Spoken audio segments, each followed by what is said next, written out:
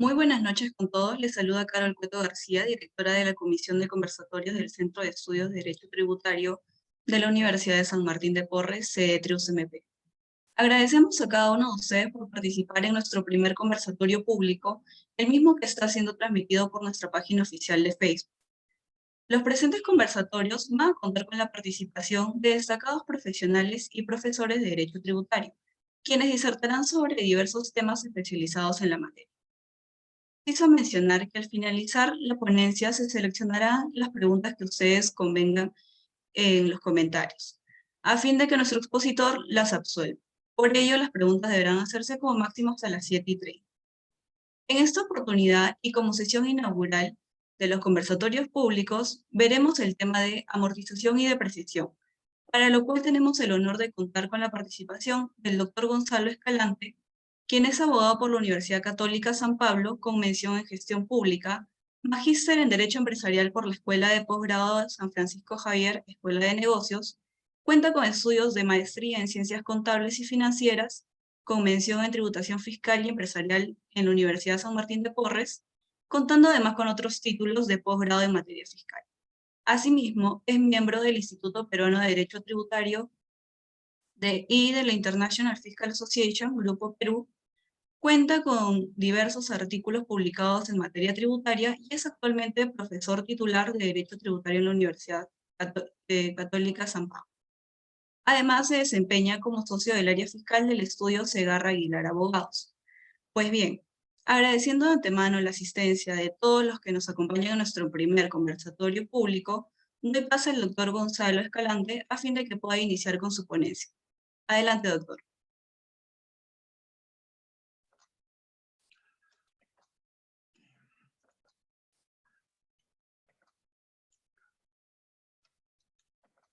Ya se ve, ¿no es cierto? Sí, doctor. Perfecto. Ok, buenas noches. Bueno, en primer lugar, agradecerle a CEDETRI por la oportunidad de estar con ustedes la tarde de hoy. Y bueno, sin mayor preámbulo, vamos a iniciar con el conversatorio, con los temas que nos traen aquí esta tarde. Bueno, hoy vamos a hablar sobre amortización y depreciación. Son un par de temas bien importantes y que a veces son poco tratados y que tienen unas aristas que son realmente significativas y que son muy relevantes en lo que respecta al manejo fiscal de las empresas, ¿no? Cada una de estas figuras jurídicas sobre las cuales vamos a conversar el día de hoy tiene sus propias condiciones y consecuencias que se tienen que tomar en consideración, ¿no? Vamos a arrancar con la amortización de intangibles, ¿ok? Acá vamos a partir de algo bien claro. La amortización de intangibles es un gasto prohibido por nuestra norma tributaria. De hecho, el inciso G del artículo 44 establece de que la amortización no resulta procedente. ¿Okay? ¿Pero por qué lo hemos considerado en este conversatorio? Porque existe una excepción recogida dentro de la misma norma. En principio, como les decía, la amortización no es un gasto deducible. ¿Okay? No lo puedo utilizar para reducir mi renta neta imponible, sobre la cual voy a establecer o voy a aplicar la alícuota del 29.5%, estando en el régimen general, para establecer mi deuda tributaria, ¿okay? Por concepto de impuesto a la renta empresarial. Pero ¿qué sucede? Como les decía, hay una excepción a la regla. ¿Cuál es la excepción? Cuando una empresa adquiere un intangible de un tercero, ¿okay?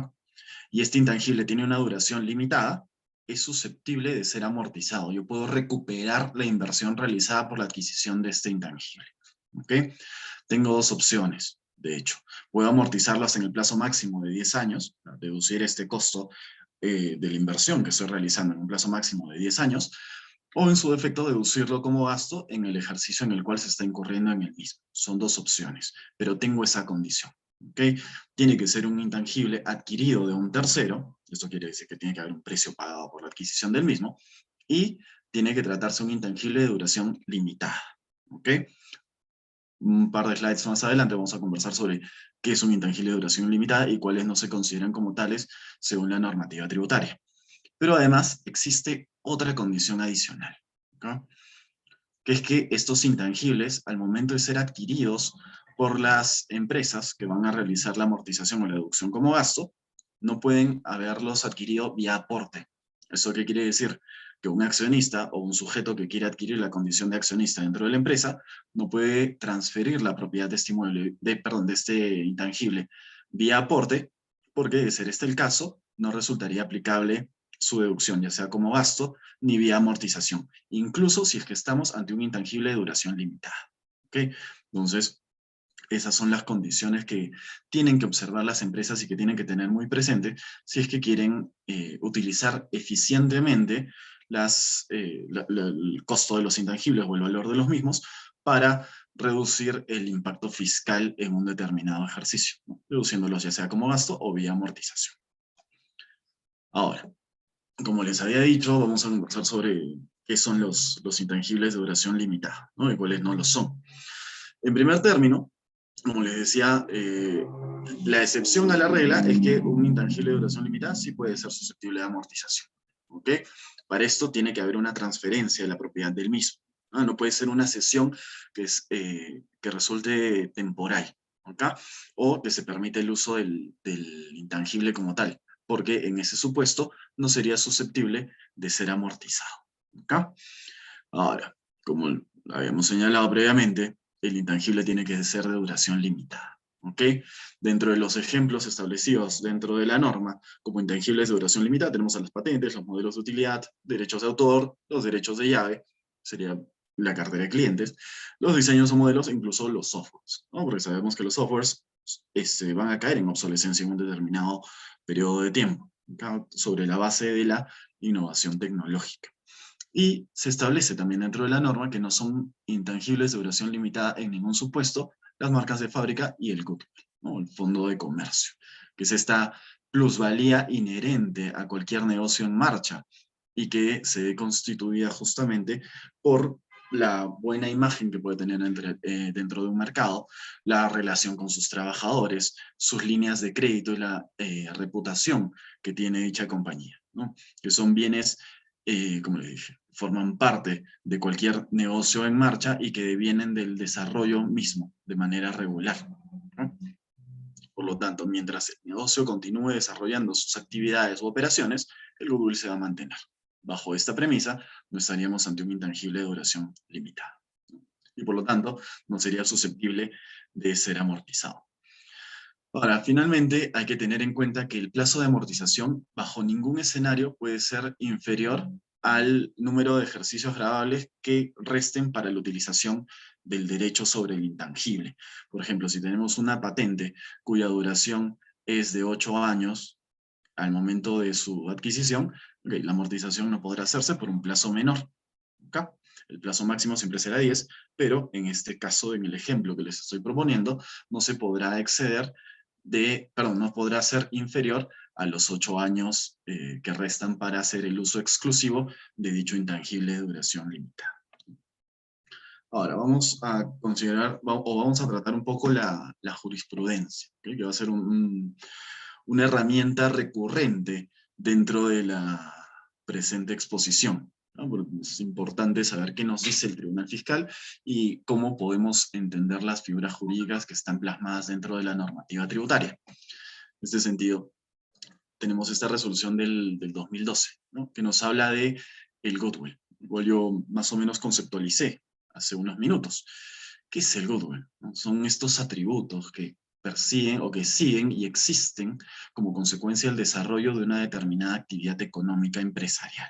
Acá, como les dije, el goodwill puede estar representado de diversas maneras, pero son todos estos atributos inmateriales que existen dentro de un negocio, ¿no? Podríamos considerar el más evidente la reputación, ¿no? La buena reputación que tiene esta compañía. Es un valor inherente al negocio, ¿no? Es parte de la plusvalía de este. ¿Okay? Dentro de eso también, como les decía, no podemos considerar su reputación no solo a nivel de consumidores, sino también la reputación que tiene con sus mismos empleados, ¿no? La relación laboral que tiene y la fidelidad que ha conseguido con sus trabajadores a lo largo del tiempo. También tenemos la reputación respecto a sus proveedores, ¿no? Si es un buen pagador o si no lo es, de ser el caso, ¿no? E incluso para acceder a líneas de crédito. La reputación o el historial crediticio es parte de esta plusvalía existente en un negocio en marcha y que va a seguir con este negocio mientras éste continúe desarrollando sus actividades económicas. Por lo tanto, no podemos considerarlo limitado en el tiempo porque no tenemos una fecha fija en la cual la empresa va a cesar en sus actividades, ¿no? Ahora, tenemos otros ejemplos, ¿no? Acá nos referimos al permiso de pesca recogido en este informe de la Administración Tributaria del 2011, que es bien interesante. Es bien significativo el razonamiento que hace el fisco en este caso, ¿no? Porque nos dice que el permiso de pesca es considerado como un bien intangible de duración ilimitada, ¿no? ¿Por qué? Porque el permiso de pesca, asociado a cada una de las embarcaciones, evidentemente, está sujeto, o la regulación establece que este no se va a perder, sino es por causas atribuibles al mismo sujeto que está utilizando la embarcación. Entonces, si yo adquiero una embarcación, me interesa que ésta tenga su permiso de pesca. Pero el costo del permiso de pesca en sí mismo no va a ser deducible, ¿no? Entonces, si yo adquiero una embarcación con un permiso de pesca asociado a la misma, yo no voy a poder considerar que este permiso es un intangible de duración ilimitada. ¿Por qué? Porque la única forma de perderlo es por negligencia del usuario de la embarcación, ¿no? Entonces, si la empresa que está utilizando esta embarcación para explotar los recursos hidrobiológicos de nuestro mar incurre en alguna falta por causas atribuibles solamente a él, no se le permite la amortización de este permiso o del costo de este permiso para reducir su renta neta imponible, ya sea vía amortización o como gasto. ¿Ok? Entonces la lógica es esa, ¿no? Si es que el permiso se pierde por causas atribuibles al usuario o al sujeto que está explotando el activo intangible, este no es susceptible de ser amortizado ni deducido como gasto, ¿no? Porque se presume que la duración debería ser ilimitada, ¿no? Dado que las únicas causales por las cuales se perdería, nuevamente, son atribuibles solamente al usuario o al sujeto que está explotando el intangible. Bueno, como habíamos conversado, ¿no? También en el caso de los softwares, claro, los sistemas informáticos que son adquiridos de un tercero, nuevamente, tienen que ser siempre, o se consideran intangibles de duración limitada como consecuencia de la evidente obsolescencia en la cual pueden caer estos bienes dentro de un determinado plazo de tiempo. Ahora, okay. Ya. Este es un informe que a mí me resulta, perdón, esta RTF a mí me resulta sumamente interesante porque bajo la premisa de este pronunciamiento del Tribunal Fiscal o bajo esta línea de razonamiento se podría llegar incluso a supuestos de ilusión. Y ahora les voy a comentar por qué. Como habíamos dicho, una de las condiciones para que un intangible resulte deducible o amortizable es que este no haya sido adquirido vía aporte. Como sabemos, cuando una persona quiere adquirir la condición de accionista de una empresa, puede realizar un aporte. ¿Okay? Si realiza un aporte en un bien intangible, la norma establece claramente que en este supuesto no estaríamos ante un supuesto que habilite al receptor o la entidad adquirente del bien a efectuar la amortización por el valor de este intangible, ¿no? Ahora, yendo un poco más a la prohibición establecida en la norma respecto a la aplicación de los aportes, tenemos que esta se sustenta en que se considera que esta no es una operación onerosa, ¿no? Lo cual es sumamente discutible. ¿Por qué? Porque la onerosidad implica que hay una contraprestación como consecuencia de la cesión. ¿No? Yo entrego un bien o realizo una prestación de servicios y obtengo como consecuencia de ello una contraprestación. En este caso yo estoy disponiendo o estoy trasladando la propiedad de un activo intangible cuya propiedad me correspondía para que sea utilizado o explotado económicamente por un tercero. ¿Qué obtengo yo como consecuencia de un aporte? Acciones en esta empresa, ¿cierto? Y estas acciones me dan derechos políticos y económicos, ¿no? Derechos políticos porque voy a poder participar con mi voto dentro de las decisiones de la compañía en una junta general de accionistas. Y económicos porque yo adquiero un derecho expectaticio a participar en las utilidades que esta empresa puede obtener. Pero más allá de la discusión que podamos tener sobre si este es un bien, una operación onerosa, ¿no? Y si es que se debería aceptar, en último término, la amortización de los bienes intangibles adquiridos vía aporte, tenemos que, al día de hoy, efectivamente, la norma establece una prohibición expresa. ¿Okay? Ahora, partiendo de esta premisa, vamos a analizar un poquito esta resolución del Tribunal Fiscal, porque lo que dice es bien interesante, ¿no? Nos dice que estamos en el caso de una compraventa de un activo intangible, ¿okay? Pero la deuda o parte de la deuda fue capitalizada. Por ejemplo, supongamos que un sujeto, una empresa A, quiere adquirir un intangible, ¿no? Pues una patente. Hay un sujeto B que se la transfiere. Perfecto. Pero ¿qué sucede? No cancela la totalidad del precio del intangible al momento de su adquisición y se establece que el saldo se va a cancelar en armadas posteriores. Perfecto, no pasa nada, todo bien. Pero la empresa A, que ha recibido el intangible, en un momento conversa con el sujeto B y le dice, mira, no tengo la liquidez suficiente para realizar la cancelación en este momento. Lo que te ofrezco es lo siguiente, hagamos una capitalización de créditos. ¿Qué quiere decir esto? Que yo no te voy a cancelar vía una transferencia de efectivo, ¿no? Una transferencia bancaria, una cancelación como la conocemos en los términos más sencillos y puros, sino que lo que vamos a hacer es que yo te voy a cancelar esta deuda mediante el otorgamiento de acciones equivalentes al valor de este intangible, ¿no? O el saldo que está pendiente de pago. Perfecto. Se realiza la cancelación vía capitalización de crédito, con lo cual el sujeto B adquiere la condición de accionista en la empresa A, ¿no? Pese a que esa no fue la intención. Y eso es lo que entiende el Tribunal Fiscal, ¿no? Dice, mira, si bien, en último término, el sujeto B adquiere la condición de accionista, la naturaleza de la operación era una compra-venta. Lo único que ha variado ha sido la forma de pago, ¿no? Y esto no enerva la naturaleza de la transacción. Y por tratarse de una compra-venta, podemos afirmar y concluir de que efectivamente a la empresa A le corresponde o resulta procedente que realice la amortización del intangible por el valor de su adquisición, ¿no? O ingreso al patrimonio. Okay. Hace unos minutos yo también les comentaba que esto podía dar lugar a una práctica elusiva, siguiendo este lineamiento, este razonamiento del Tribunal Fiscal. ¿Por qué? Yo sé que si es que realizo un aporte, no puedo realizar la amortización del intangible. Existe esa prohibición. Entonces, ¿qué sucede? Volvamos a la empresa A y al sujeto B. Supongamos que el sujeto B tiene nuevamente una patente, ¿no? Y le interesa adquirir la condición de accionista en la empresa A. Entonces el sujeto B le dice, mira, existe esta prohibición en la norma, pero vamos a una cosa. Me he enterado de que existe esta RTF que recoge este razonamiento. Hagamos lo siguiente.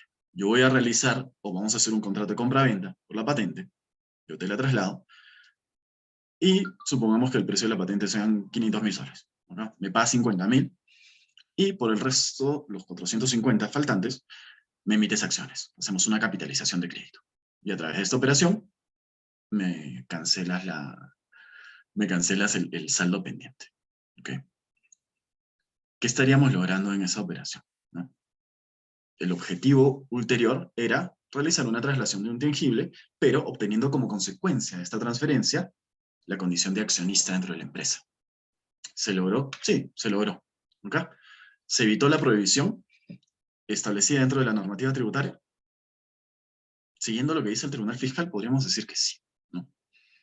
Pero yendo un poquito más allá, y haciendo un análisis un poco más minucioso del caso, sí podríamos considerar que estamos ante una práctica elusiva, ¿no? Lo que se busca es utilizar esta capitalización de créditos como una norma, o mejor dicho, la figura de la capitalización de créditos y su norma regulatoria como una norma de cobertura para poder evitar la prohibición de utilizar luego de la transferencia el escudo fiscal que me significa la amortización del valor de ese intangible. ¿Okay? Entonces, ese es un cuestionamiento que a mí me genera esta resolución del Tribunal Fiscal, que es sumamente interesante, y nada, se lo dejo ahí para que ustedes también le puedan dar un par de vueltas y ver a qué conclusiones llegan, ¿no? Ustedes me decían, no, esto no podría dar lugar a una práctica elusiva, o por el otro lado podrían decir que sí, ¿no? Yo considero que sí. Al día de hoy yo estoy convencido de que si alguien parte de esta premisa y amparándose en el antecedente jurisprudencial, que sería esta resolución, sí podría eventualmente desarrollar esa práctica elusiva, lo cual, a mi entender, sí sería perseguible por parte de la administración tributaria, ¿no? Más allá de que existe este antecedente jurisprudencial, como les mencionaba. Ahora vamos a hablar de la depreciación de activos, ¿ya? Antes de hablar de la depreciación de activos, debemos entender que la depreciación es también una forma de recuperar el valor de la inversión realizada para la adquisición de un activo fijo por parte de una empresa, y debemos tener también claro qué es un activo fijo, ¿no? Los activos fijos son estos bienes adquiridos que no están destinados a su comercialización, sino a su explotación misma dentro del desarrollo de una determinada actividad económica, ¿no? Y no estoy adquiriendo estos bienes para comercializarlos, estoy adquiriéndolos para utilizarlos en mi giro de negocio. Por ejemplo, si es una empresa constructora, requerirá maquinarias, ¿no? Para desarrollar sus actividades de construcción, ¿no? Si es un restaurante, que requerirá cocinas, hornos, etc., ¿no? Son activos fijos que tienen que tener una duración superior a un año, y lo que hace la depreciación es permitirme recuperar parte del costo de la inversión en la cual yo he incurrido progresivamente. ¿Ah? Más adelante vamos a hablar de las tasas máximas de depreciación aplicables durante cada año, y vamos a conversar un poquito sobre las reglas especiales que hay como consecuencia de la emergencia sanitaria y de la pandemia de la COVID-19, y por ahí algunas modificaciones normativas importantes y que están vigentes al día de hoy, que es necesario conocer, ¿no? Entonces, debemos entender eso, ¿no? Cuando yo realizo la adquisición de un activo fijo, no puedo tomar la totalidad de la inversión como gasto en un solo ejercicio, sino que tengo que recuperarlo vía depreciación, salvo algunas excepciones basadas en términos cuantitativos, de los cuales también vamos a conversar un poquito más adelante. A ver, ¿qué tenemos que tener en cuenta con la depreciación, ¿no? La depreciación me va a permitir reducir mi renta neta imponible al final de cada ejercicio en el cual yo esté utilizando estos bienes para el desarrollo de mis operaciones grabadas, ¿no? Si soy una empresa de transporte, tendré vehículos, los vehículos se deprecian, pierden su valor con el tiempo, ¿no? Un vehículo que compré en el año 1 no va a costar lo mismo en el año 5, ¿ok? Peor si estoy abocado a la actividad minera, por ejemplo, en los cuales los porcentajes de depreciación son incluso mayores, ¿ok? Ahora, también hay que tener en cuenta, y esta es una duda que surgió muchísimo durante la época justamente de la pandemia, ¿no? Sabemos que tuvimos cuarentenas, en los cuales hubo estados de inamovilidad, cuales muchas empresas no pudieron desarrollar sus actividades generadoras de renta, ¿no? Y surgía una duda, ¿no? A ver, yo tengo estos equipos, ¿no? Vayamos al caso de una empresa de construcción, yo tengo estas maquinarias, las tengo guardadas, no las he podido utilizar durante estos 3 meses en los cuales no he podido desarrollar una actividad generadora de rentas. ¿Qué hago? ¿Puedo aplicar una depreciación parcial o total? ¿Qué quiere decir esto? Si fuera una depreciación total, lo deprecio durante todo el año, ¿no? Considero que ha venido perdiendo su valor durante la totalidad del ejercicio, o de forma parcial. Y muchas empresas pues se hacían ese cuestionamiento, me decían, ¿lo tengo que hacer solamente parcial durante el tiempo en el que los he estado utilizando o no?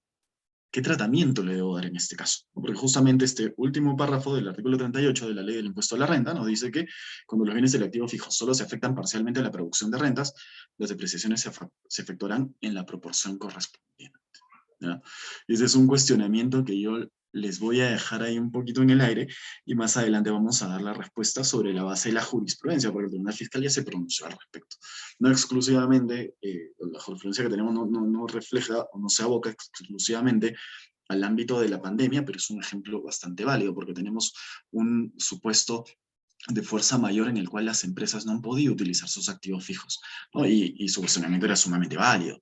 No he podido utilizar mis activos fijos. ¿Esto qué quiere decir? Solamente los puedo utilizar, solo puedo aplicar la depreciación de forma parcial durante los meses en los que estuvieron en explotación. ¿Qué tratamiento les debo dar en este caso, ¿no? Vamos a continuar. Ya más adelante absolvemos esa duda. Bueno, ¿Qué nos dice el reglamento de la ley del impuesto a la renta? Cuando yo invierto en un activo fijo que tiene un valor inferior a un cuarto de una unidad impositiva tributaria, la UIT al día de hoy es 4.600 soles, el contribuyente puede facultativamente tomarlo como gasto en ese ejercicio, ¿no? ¿Qué quiere decir esto?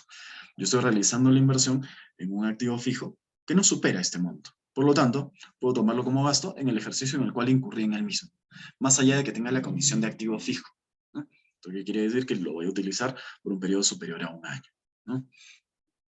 Salvo que este bien, como lo señala la jurisprudencia que tienen ahí en la presentación, forme parte de un conjunto o un equipo necesario para su funcionamiento. Si yo estoy adquiriendo un bien que tiene que ser adicionado a otro activo para que éste en su conjunto funcione de manera adecuada, debo considerar la totalidad del valor del bien y no estaríamos ante un activo susceptible de ser deducido como gasto en un solo ejercicio, sino que el costo de la inversión tendrá que ser recuperado progresivamente a través de la depreciación. Ahora, ¿cuál es la base de la depreciación? ¿No? Siempre va a ser el costo de adquisición o el costo de producción de un determinado bien, ¿no? ¿A esto qué se le adiciona? El valor de las mejoras que incrementen la vida útil o la capacidad productiva del bien. Ahora, eh, a ver, acá se generan también algunas dudas, ¿no? Lo que yo tengo que tener en claro, o lo que tienen que tener en cuenta las empresas al momento de realizar su análisis es esta refacción que estamos haciendo en el bien, o esta ampliación que estamos realizando en el bien. Va a incrementar su capacidad productiva, va a mejorar su capacidad productiva, va a incrementar su vida útil. ¿Qué es lo que va a lograr? Vamos a poner un ejemplo. Supongamos que yo tengo un restaurante y solamente tiene un piso. Y yo lo que hago es construir un segundo piso, ¿no? Ok, esta inversión que estoy realizando para construir un segundo piso en mi restaurante y evidentemente atender a una mayor cantidad de comensales, ¿qué es? ¿Qué efecto está teniendo esta inversión en mi activo fijo? Evidentemente, incrementar su capacidad productiva. Voy a poder atender a más gente. A una mayor cantidad de comensales atendidos, mayores serán mis ingresos. Su capacidad productiva se está viendo incrementada. Perfecto. Entonces, esa inversión la recupero vía depreciación. Pero ¿qué sucede si al mismo restaurante, vamos un paso atrás, tenemos el mismo restaurante, tiene solamente un piso? ¿Ok? Este restaurante, lo que yo hago es volverlo a pintar, ¿no? O cambio los pisos, ¿no? Yo me doy cuenta de que la gente está dejando de venir a mi restaurante porque, bueno, las paredes están ya desgastadas por el tiempo, están sucias, no sé, mis pisos están dañados. Entonces lo que hago es cambiar mis pisos y repintar las paredes. ¿Qué estoy haciendo ahí? En ese caso, por eso les digo, el análisis no es tan sencillo muchas veces. Lo que tengo que determinar es, o el análisis sería el siguiente. Lo que estoy haciendo acá no es incrementar la vida útil. La vida útil, o sea, las paredes van a seguir, el piso va a seguir, el inmueble en su conjunto va a continuar. Lo que estoy haciendo es que mi activo fijo recupere su capacidad productiva. ¿Por qué? Porque yo necesito tener un local donde la gente se sienta cómoda, que venga a comer y que se encuentre a gusto, ¿no? Que pase un momento agradable. Ya, perfecto. Entonces lo que estoy haciendo y lo que estoy consiguiendo es que recupere su capacidad productiva. Si estoy recuperando su capacidad productiva, lo que estoy haciendo es darle mantenimiento. Esto, no, esta inversión que estoy realizando para recuperar la capacidad productiva del bien, no lo recupero vía depreciación, sino sería un gasto de mantenimiento propiamente dicho. Y como tal, lo puedo recuperar vía deducción como gasto en el ejercicio en el cual estoy incurriendo en el mismo. ¿Okay? Entonces hay que tener cuidado. Hay algunos gastos o algunas inversiones que requieren un análisis un poco más fino para establecer cuál es el tratamiento fiscal que le resulta aplicable. Bueno, vamos a apurarnos un poquito para que no nos gane el tiempo. Respecto a los bienes obsoletos o fuera de uso, ¿no? Si es que tengo bienes que ya no están en uso, por ejemplo, no sé, equipos informáticos que ya no son compatibles, ¿no? Ya no están actualizados y ya no me resultan útiles. Oiga, necesito un informe de un profesional competente y que sea ajeno a la empresa, evidentemente, para poder sustentar la deducción como gasto en su totalidad en ese ejercicio, o puedo continuar con su depreciación progresiva, ¿no? Hasta que recupere la totalidad de mi inversión. No son las opciones con las que cuenta, pero como señala la jurisprudencia, si es que voy a aplicar la baja de los activos fijos en realidad y su deducción por desuso u obsolescencia, tengo que contar necesariamente con este informe del profesional competente y colegiado, que señale cuáles son los motivos y las razones que los llevan a concluir que estos bienes tienen dicha condición, y sobre la base de eso se sustenta la deducción del gasto en un determinado ejercicio. La otra posibilidad es, como les digo, continuar con su depreciación progresiva hasta que se recupere la totalidad de la inversión. Una opción u otra dependerá de las circunstancias en las cuales se encuentre cada compañía y lo que le resulte más eficiente desde un punto de vista tributario. Ahora, las tasas de depreciación, ¿no? Como dije, hay porcentajes máximos anuales. Estas son las reglas generales, ¿no? Los edificios y construcciones, se les aplica una tasa de depreciación del 5% anual.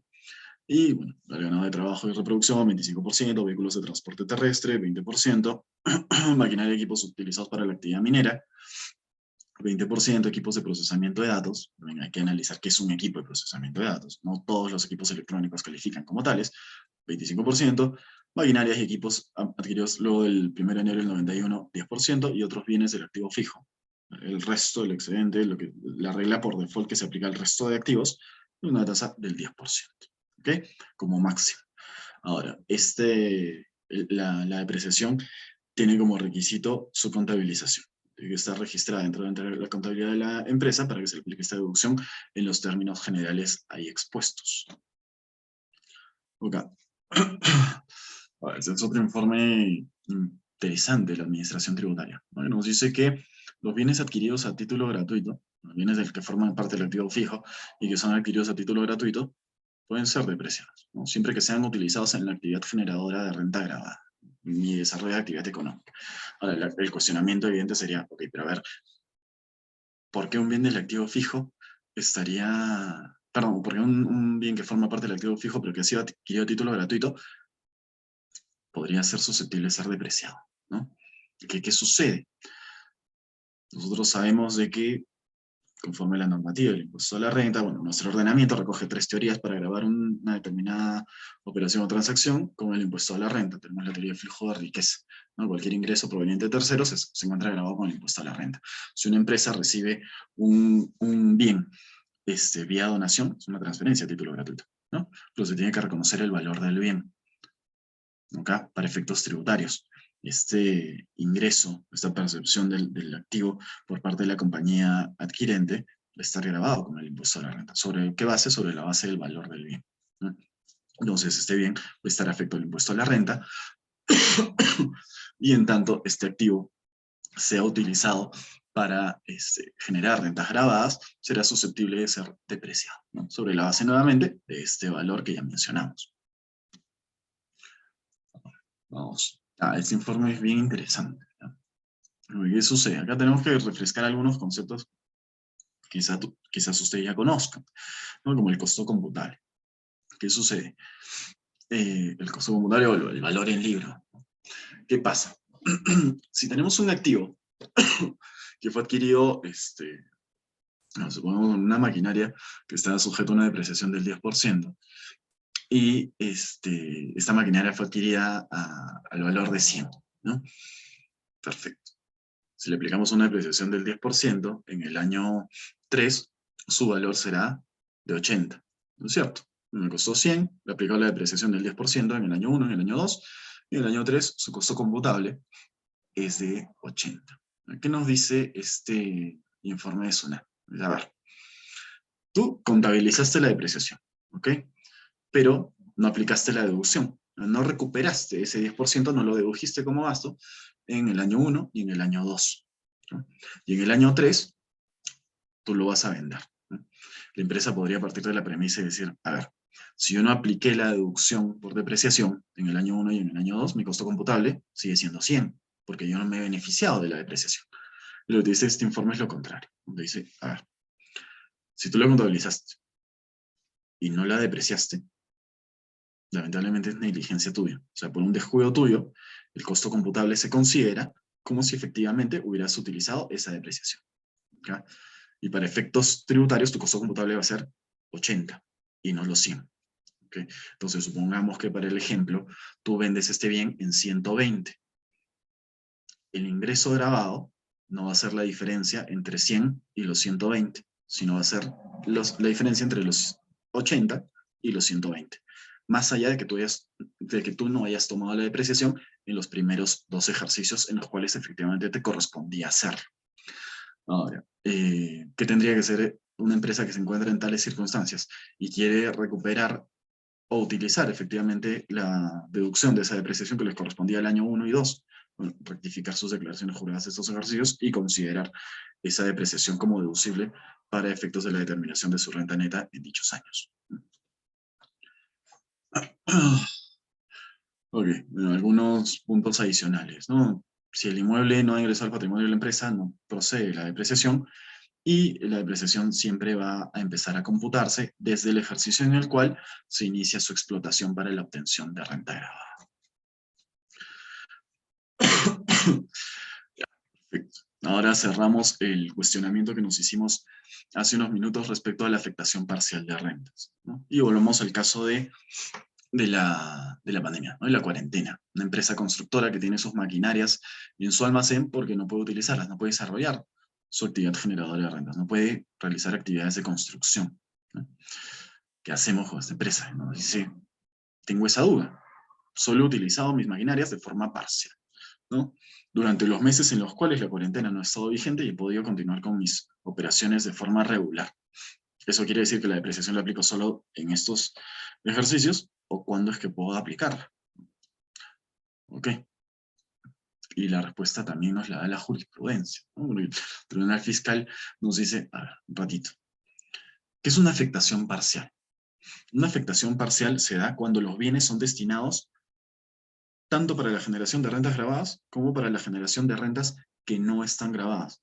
Vale decir, exoneradas o inafectas. ¿Ok? Entonces, solamente cuando tú hayas utilizado estos activos para la obtención de rentas exoneradas o inafectas, podemos considerar que estamos ante una afectación parcial. Si ese no es el caso, no estamos ante una afectación parcial de los bienes. ¿Okay?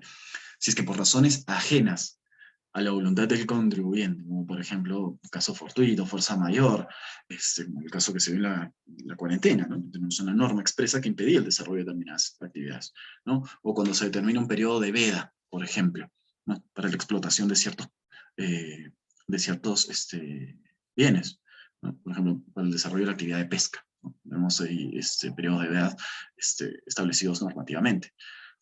En ese caso, el contribuyente no está voluntariamente renunciando a la posibilidad o a la explotación de estos bienes, ¿no? Estos bienes mantienen su potencialidad de generar rentas grabadas, pero no se están abocando a dichas actividades por circunstancias ajenas nuevamente a la voluntad de este contribuyente. Y sobre la base de ello es que no se puede limitar la depreciación a solamente el periodo de tiempo en el cual estuvieron efectivamente siendo explotados para la obtención de una renta grabada, ¿no? Lo que quiero que queden claro, ¿ok? Una afectación parcial no quiere decir de que yo, por este mandato de la norma, tuve mis activos fijos en mi almacén, ¿no? No tuve mis embarcaciones en el puerto porque no podían salir, porque estamos en periodo de veda, no podía realizar la pesca, ¿no? ¿Ok? En estos casos yo puedo realizar la depreciación de forma absoluta y total durante todo el ejercicio. ¿Okay? No estaríamos ante un supuesto de afectación parcial. Esto nuevamente solamente se da cuando yo destino estos activos fijos al desarrollo de operaciones que me implican la obtención de una renta que se considera exonerada o inafecta. ¿No? Está acabando el tiempo. Ya, bueno, finalmente, respecto al arrendamiento financiero, ¿no? Los contratos de leasing, tienen un tratamiento bien especial, ¿okay? Porque justamente el artículo 18 del decreto legislativo 299 prevé la posibilidad de que los sujetos que están adquiriendo un activo fijo vía un contrato de leasing puedan aplicar una depreciación acelerada de los mismos. ¿Qué quiere decir? Aplicar una tasa de depreciación superior a las establecidas en la regla general que vimos un par de slides anteriores, ¿no es cierto? Lo que dice esta norma es, ok, perfecto, si tú estás adquiriendo un activo fijo vía leasing, puedes aplicar la depreciación en forma acelerada durante el número de años que tenga vigencia este contrato. ¿Okay? Entonces, esto te permite hacer una depreciación mucho más rápida de los activos que estás adquiriendo bajo esta modalidad de contrato y obtener, o sea, recuperar la inversión en buena cuenta de una forma mucho más célere. ¿Okay? En este caso, evidentemente, no se establece como un requisito la contabilización, ¿no? Porque se están estableciendo tasas superiores a lo que las estimaciones contables consideran como válido para el registro de la depreciación, conforme a la normativa y a la regulación contable, ¿okay? Aplicable. Y bueno, ya para cerrar y no pasarme del tiempo, comentarles, vamos a comentar solamente sobre edificios y construcciones para no ampliarnos más, el régimen excepcional regulado en el decreto legislativo 1488, que fue un decreto legislativo publicado como consecuencia de la paralización económica. Lo que busca este decreto legislativo es darle un respiro, ¿no? Una serie de normas que se emitieron en realidad, pero es darle un respiro a las empresas, ¿no? Y permitirles obtener un mayor escudo fiscal, en este caso vía depreciación, ¿no? Y se establece expresamente que, por ejemplo, los edificios y construcciones cuya tasa de depreciación regular es del 5%, van a poder ser deducidos a una tasa del 20%, ¿no? Podrán, nuevamente, o sea, podrán depreciarse a una tasa del 20% anual, facultativo del contribuyente, siempre y cuando estas construcciones o edificaciones cumplan con los siguientes requisitos, ¿no? Que la construcción se haya iniciado luego del 1 de enero del 2020 y que se concluya, o al menos se tenga un 80% en el avance de la construcción al 31 de diciembre del 2022, ¿no? Al cierre de este año. Y esta depreciación con esta tasa especial del 20% resulta aplicable desde el ejercicio 2021. ¿No? Entonces, en 5 años podrás recuperar una inversión en un activo fijo que sea un inmueble, que es una diferencia significativa, ¿no? con la regla general que tenemos del 5%, que te permite una recuperación en 20 años, en este caso recuperas la totalidad de la inversión en 5. ¿Okay?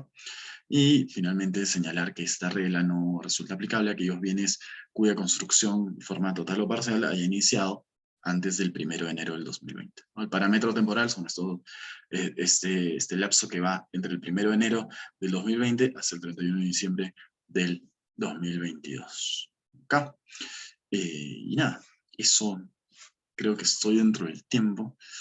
Así que nada, eso era lo que yo quería comentarles el día de hoy. Les agradezco muchísimo por su tiempo, por su atención y nuevamente a CEDETRI por la oportunidad que me ha brindado de estar esta tarde con ustedes. Muchas gracias. Muchas gracias, doctor, por su ponencia. Ahora, bueno, vamos a pasar a las preguntas. Hay algunas que han consignado. La primera es, en su experiencia, ¿qué tan difícil resulta la valoración del goodwill, toda vez que comprende aptitudes como prestigio, reconocimiento, reputación, etcétera?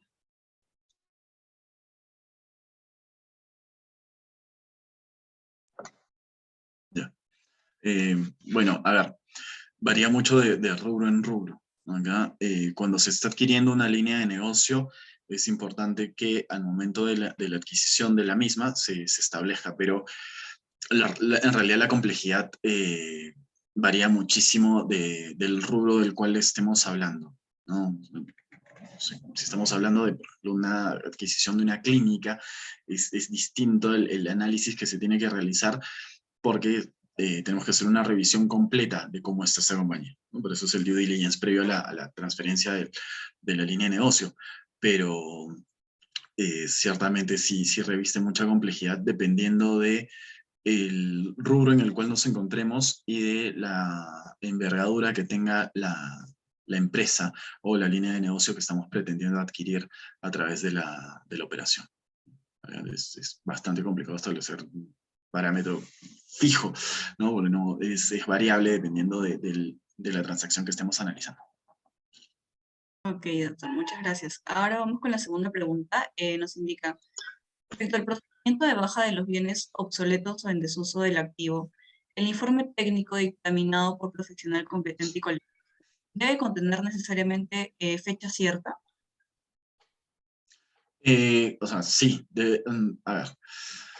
Pero, a ver, por fecha cierta, entenderíamos pues una presentación, o un documento legalizado o un documento presentado ante una entidad pública. En realidad, no sería necesario, ¿ok? ¿Con qué podríamos sustentar la fecha de presentación del informe? Hasta con los correos electrónicos que sustentan la remisión al cliente que va a sustentar la deducción por obsolescencia de los bienes, ¿no? No es necesario su legalización, ni mucho menos, ni tampoco su presentación frente al fisco, ¿no? Eventualmente, la administración tributaria te podrá solicitar la presentación o la exhibición del informe, pero más que todo los reparos o las observaciones que podría realizar el fisco dentro de la auditoría se van a abocar a analizar la formalidad o los requisitos con los cuales debe cumplir este documento para poder sustentar realmente la condición de obsoleto de los bienes, de los bienes cuya deducción se está aplicando. Ok, doctor. Y ahora vamos con la última pregunta. Lo señalado en el decreto legislativo 299 también es aplicable en el caso del leaseback. No, esta regulación aplica solamente es exclusiva para los contratos de leasing. Ok, doctor. Entonces, bueno, esas serían todas las preguntas. Le agradecemos por su excelente ponencia y como siempre esperamos seguir contando con su participación en nuestros próximos eventos académicos. Finalmente, los invitamos a seguirnos en nuestras redes sociales. Nos encuentran como CETRI USMP en LinkedIn, Facebook, Instagram y Twitter. Muchas gracias por participar de nuestro primer conversatorio público. Los esperamos en una próxima oportunidad. Gracias.